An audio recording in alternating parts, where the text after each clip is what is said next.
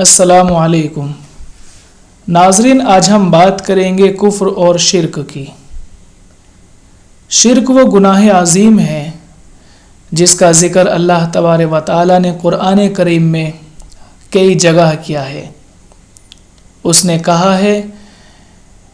کہ خدا جس گناہ کو چاہے گا معاف کرے گا، لیکن شرک کے گناہ کو وہ معاف نہیں کرے گا۔ اسی شرک کی بات آج ہم کریں گے۔ کئی بار ہم اپنی کم سمجھی کی وجہ سے یا کئی بار مذاق میں اس طرح کے گناہ کر بیٹھتے ہیں جو ہمیں شرک تک لے کر چلے جاتے ہیں۔ تو شروع کریں گے کہ سب سے پہلے کفر کو پسند کرنا، کفر کی باتوں کو اچھا سمجھنا، کسی دوسرے سے کفر کی بات کرانا، کسی بھی وجہ سے اپنے ایمان سے، اپنے مذہب سے پریشان ہونا، شکوہ شکایت کرنا، یا یوں کہہ دینا کہ اگر میں مسلمان نہ ہوتا تو یہ چیز مجھے مل سکتی تھی۔ اولاد وغیرہ یا کسی کے مر جانے پر رنج کرنا اور اس قسم کی باتیں کرنا کہ خدا کو بس اسی کو مارنا تھا، دنیا بھر میں مارنے کے لیے کیا یہی ملا تھا؟ خدا کو ایسا نہیں کرنا چاہیے تھا، ایسا ظلم بھی کوئی کرتا ہے جیسا تو نے کیا؟ خدا اور اس کے رسول کے کسی حکم کو برا سمجھنا، اس میں عیب نکالنے کی کوشش کرنا، کسی نبی یا فرشتے کی حقارت کرنا، ان میں عیب لگانا، کسی بزرگ یا پیر کے ساتھ یہ عقیدہ رکھنا کہ ان کو ہمارے سب حالات کے بارے میں پتہ ہے، ان کو ہمارے بارے میں سب جانکاری ہے۔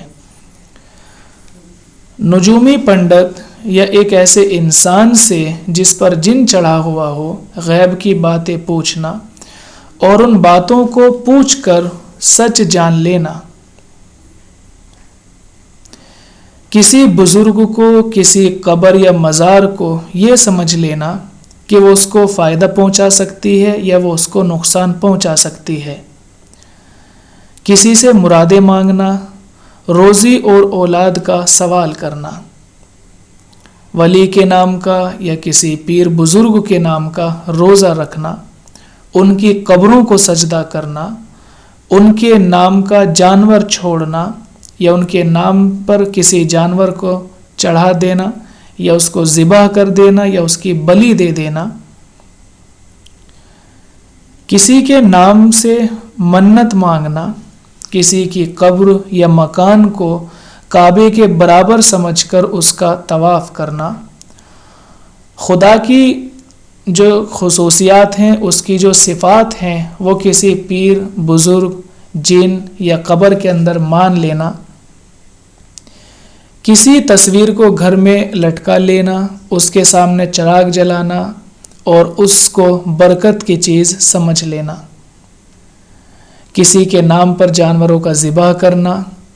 اور کسی پر بھوت لانے کے لیے ان جانوروں کی بھیٹ دینا، جانوروں کو ذبح کرنا،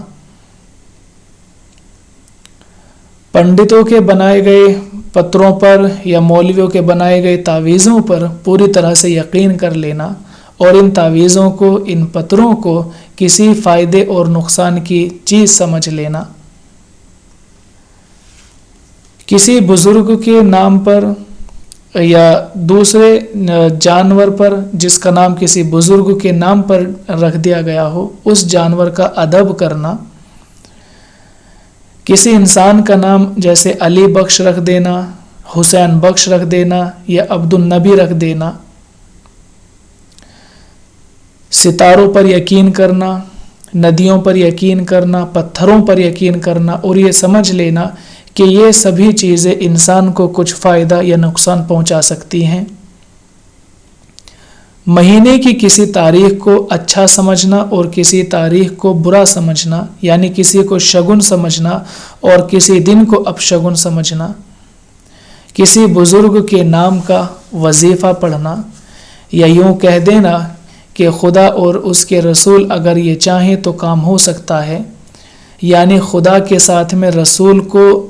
ایسوسیٹ کرنا، خدا کے ساتھ میں رسول کو جوڑ دینا، اس کے علاوہ انسان کا قسم کھانا، جیسے کہ کسی کے نام کی قسم کھانا یا اپنے سر کی قسم کھا لینا، کسی جانور کی تصویر، کسی انسان کی تصویر، کسی پیر بزرگ کی تصویر یا کسی مزار کی تصویر اپنے گھروں میں لٹکا لینا،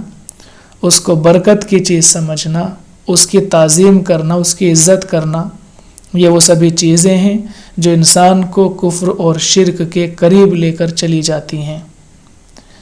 ہم کوشش کریں گے کہ ان چیزوں سے اپنے آپ کو بچا سکیں،